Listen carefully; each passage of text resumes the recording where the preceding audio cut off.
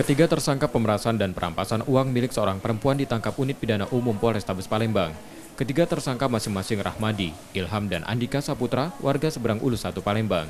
Ketiga tersangka ditangkap setelah korban melaporkan kejadian itu ke Polrestabes Palembang. Kasat Reskrim Polrestabes Palembang menerangkan, kejahatan yang dilakukan ketiganya dengan menuduh korban berbuat asusila di kamar kosnya. Tersangka memeras korban dengan meminta sejumlah uang. Jika tak dikabulkan akan disebarluaskan. Kita jerat pasalnya 365, ancamannya 5 tahun, dengan modus dia menuduh korban ini berbuat mesum, sehingga dibuat minta uang damai 400.000, tapi pada saat korban mengeluarkan dompet, uangnya itu langsung diambil dan diancam langsung melarikan diri bertiga. Alhamdulillah berhasil kita amankan. Untuk Satpidum selanjutnya kita dalami perkaranya dan kita proses tuntas perkara tersebut.